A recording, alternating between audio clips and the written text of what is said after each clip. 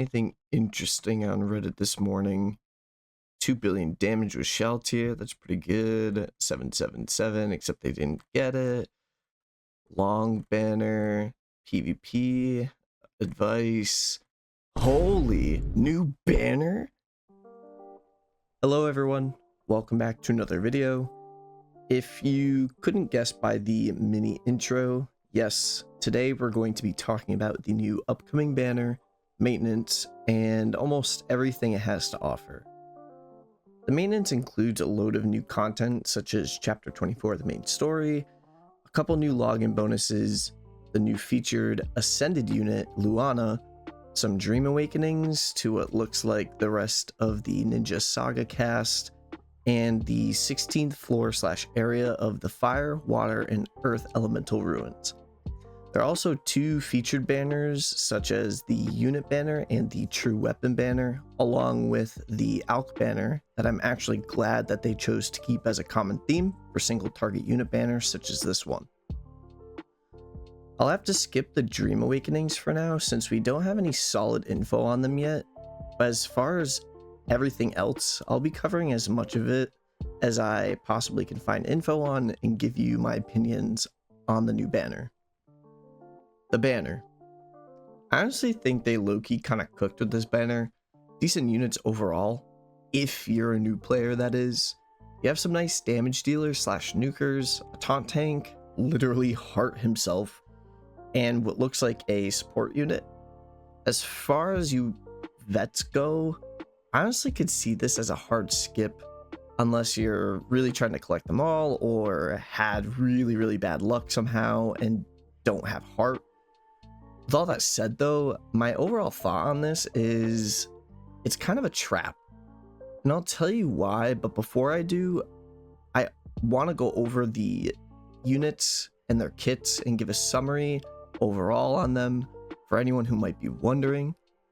Dark Heart is really just your basic damage dealer with the drawback that he only really shines on mono dark teams since his true art reduces dark res by 50%, and even then he doesn't shine very brightly in comparison to others. His overall damage, kit, and slots are really not anything to write home about.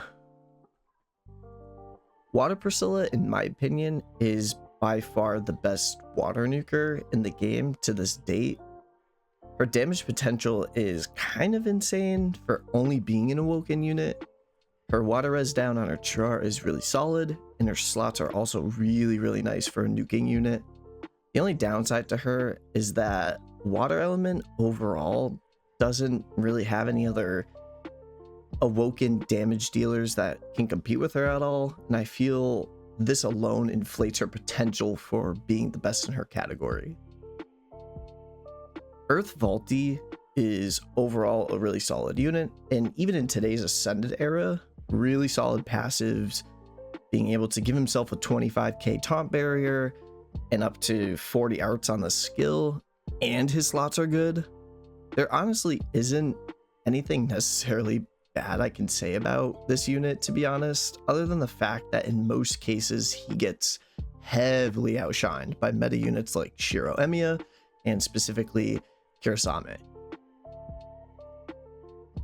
Luana, the girl of the hour. Her kit is interesting to say the least. An accuracy buff on her skill, her normal arts increases her own damage by 100% and decreases the CT of all allies' physical and magic equips by 30%. I personally don't understand the point of only increasing the cooldown of specific types of equipment when the unit like Star God Lisa and War Hero Fen exists. I get not everyone can be top tier like them, but to limit it to only 2 types of equips is a little ridiculous. Her true art increases all allies' damage to specifically their normal art, true art, super art, cross art, phantom bullet, and mega arts by 180%. Again, why so specific? Maybe I'm missing the niche here? Her super art is the only semi-normal thing in her kit, with it dealing 170,000% light damage while reducing the light res by 100% or 200% if the enemy is below 30% HP. And even then, for a super art, it's a little lackluster. On top of all of that, her slots are kind of not great. So is she worth it? Eh. Last but not least, Heart. The unit that ran the meta since his release 2 years ago. One of, if not the most broken supports in the game during his release, and honestly still holds that title even today. Okay, so what's the problem then? Kill la kill is the problem.